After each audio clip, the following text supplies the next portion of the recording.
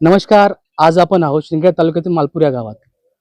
भारत स्वातंत्र्य होऊन 75 वर्ष झाले आहेत आणि ह्या 75 वर्ष कालावधीमध्ये आज आपण पाहत आहोत की एका ग्रामीण भागामध्ये ज्या प्रकारे जातीवादाच्या गोष्टींमुळे एका कुटुंबावर हल्ला झाला. मुळात आपण पाहतो की हे प्रमाण अतिशय कमी अल्पदरात व्हायला होतं, मात्र आता हे प्रमाण ग्रामीण भागात जास्त दिसतं, शहरी भागात हे प्रमाण दिसत नाही. मात्र असे छोटे छोटे काही कारणास्तव आज समाजामध्ये इतर जे आदिवासी समाज असतील, दलित समाज असेल व इतर जेही मागासवर्गीय जाती जमाती असतील, यांना या प्रश्नाला सामोरं जावं लागतं. नेमकं आज या देशामध्ये किंवा आज या समाजामध्ये नेमकं चाललं तरी काय, आणि आपण हे जाणून घेऊया की नेमकं प्रकरण काय घडलं, कशा प्रकारे घडलं. दादा, काय सांगणार, नेमकं काय झालं ते आपल्यासोबत? ते इटाचं होतं 10,000 इट हा. टाकायचं सांगितलं होतं. 38 आपण 38,000 रुपये दिले होते. हा. आणि तू इटा टाकशील तेव्हा 50,000 पुरे करू. हा. मग तो तिसरी ट्रिप टाकायला आला. हम्म. तर त्यांनी सांगितलं आता तुमचा ना आमचा व्यवहार खतम. मग मी काय सांगितलं, कशी काय खतम भाऊ? आपला ते 10,000चे इटचं तर योग्य होतं ना. असं सांगितलं त्याला. आणि म्हणतं ते कार भाऊ पाटील ते खरं बोलतात आणि तुम्ही का भाषा करतात. बस इतकावर ते झालं होते. मग तो जाताबद्दल बोललाच तो. या मुलगाने ऐकलं, मी तिकडे चालला गेलो. नेमकं काय बोलला होता तुम्हाला? तो म्हणे माट्या इथलं खरं बोलतं आणि देड्या इथलं खरं बोलतं का म्हणे. अच्छा. असा बोलला तो. मग ते धनाधनी चालू झाली. मग मी उठलो, त्यांना दोघींना सोडलं आणि मग ते आल्याने मग मारायलाच चालू करून दिलं त्यांनी. किती लोक आले तुम्हाला? त्या 10-12 जणी आले होते. 10-12 लोक. आणि आम्ही 3च जणी होतो आणि मुलगे सगळे घरामध्ये होते. आम्ही तिघ जण म्हणजे कोण कोण तुम्ही? माझा मुलगा, मी आणि माझी वाईफ. तुमची मिसेस? माझी मिसेस. तर या तुम्हाला नेमकं कशाने मारहाण झाली? अहो ते लाकूड पडला होता आपला, टेबल पडला होता लाकडाचा. ते लाकडाचा टेबलच टाकून दिला. तर किती टाके पडले असतील तुम्हाला? मी काय पाहिलं नाही. ते 15 टाके पडले. 15-16 टाके पडले आहेत. मग या संदर्भात तुम्ही स्थानिक पोलीस स्टेशनला काही तुम्ही कंप्लेंट नोंदवली ना? कंप्लेंट नोंदली आहे. साहेबाला बी सांगितलं आहे. सगळं व्यवस्थित सांगितलं. मग त्यांनी तुम्हाला काय सांगितलं? आज त्यांनी काय सांगितलं, कारवाई करू भाऊ. आता 4-5 दिवस काय 5-6 दिवस झाले, आता कारवाई केली नाही त्यांनी. रात्री आले होते ते. मुलगाला बोलवलं त्यांनी सह्या घ्यायला. मग काय झालं काय नाही त्यांनाच माहित आहे.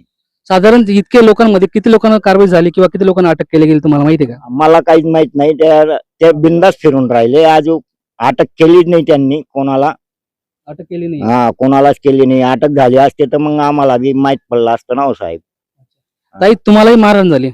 मला पण मारलं होतं, लाकूड टाकून दिलं होतं. टेबल होतं, टेबल वरती पाठीवर मारलं? कुठे मारलं तुम्हाला? इथे मारलं होतं ना त्यांनी. हे सगळं सुजलं होतं. अच्छा, डोक्याला? डोक्याला, मानेवर? इथे मानेवर मानेवर, मारलं डोक्याला होतं. मारलं. इथे हाताला लागलं होतं.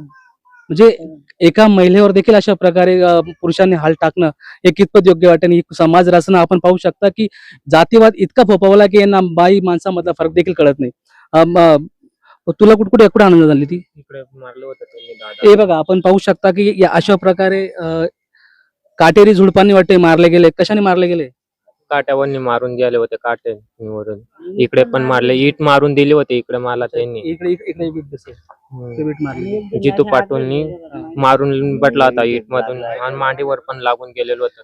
नेमकं जे लोक होते त्यांची नाव सांगा मला. जितू पाटील, कैलास पाटील आणि विशाल पाटील, प्रकाश पाटील आणि सुनील पाटील, गोलू पाटील, हे सगळे जण होते.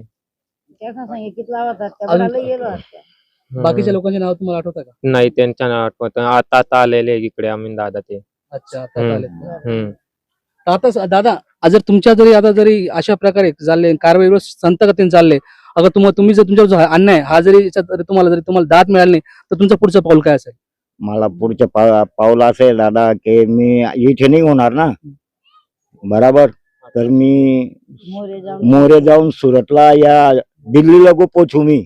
कारण की त्यांनी असे समजलं की लुचूपुचू असेल, त्यामुळे त्यांनी मारलं. कारण की मला कोणी ओळख केस टाकला पाहिजे त्याच्यावर. त्यांना अशी वाटलं लुचूपुचू आहे आणि घर बांधायला आला आहे ना, ते याला अक्कलच नाही.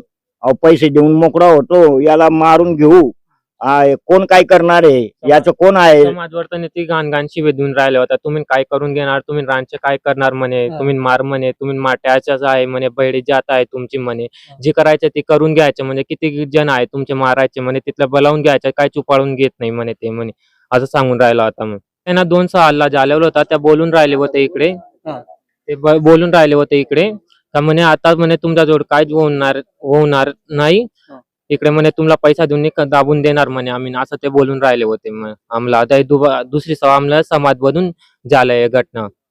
14 एप्रिलला पण बोलून राहिले होते ते, काय तुमची 14 एप्रिल कसं काढणार मी पाहून घेणार म्हणे, तुमच्या जी होणार ती करून घेजात म्हणे तुम्ही म्हणे सगळेजणी, असं सांगून राहिला होता ते. म्हणजे अतिशय खालच्या दर्जामध्ये एखाद्या समाजाला हिणवलं गेलं या ठिकाणी. आणि मुळात पोलिसांची या ठिकाणी भूमिका देखील संशयास्पद आहे की एकीकडे कारवाई करत असताना तुम्ही ज्या प्रकारे आज पोलीस या लोकांना अन्याय झालाय, तर यांच्या या ठिकाणी यांच्या जातीवर शिवीगाळ झाली, जातीवरच यांना या ठिकाणी हिणवलं गेलं, मारहाण झाली आहे. तर अशा वेळेस अॅट्रॉसिटीचा म्हणजे 1989 प्रमाणे तुम्ही जो अॅट्रॉसिटी ऍक्ट जो लागू होतो तो तुम्ही या ठिकाणी दाखल करणं गरजेचं, मात्र तुम्ही तसं केलं नाही. मुळात तुम्ही मारहाण, दंगल आणि गंभीर दुखापत आणि एक सामूहिक स्वरूपाचा गुन्हा या स्वरूपाची तो तुम्ही त्या ठिकाणी जे कलम BNS अंतर्गत जे कलम टाकण्यात आली हे अत्यंत चुकीचे आहे. जेणेकरून आरोपी जे असतील हे थोड्या काळासाठी शिक्षा भोगतील किंवा ते भोगणारही नाही, अशी परिस्थिती तुम्ही आज आणून ठेवली. तर तुमच्यावर देखील या गोष्टी तुम्ही जाणून असले पाहिजे की अशा स्वरूपात एका समाजाला असा अन्याय होत असेल तर तुम्ही तुमच्या पाठी खंबीरपणे उभं राहायला पाहिजे आणि लोकांना न्याय मिळण्याची भूमिका तुमची असली पाहिजे. एकीकडेच आता 14 एप्रिलचा एवढा मोठा उत्सव साजरा केला जातोय आज देशभरामध्ये, आणि अशा ठिकाणी ग्रामीण भागामध्ये अशा सर्वसामान्य जनतेला या लोकांना अशा अन्याय होतात.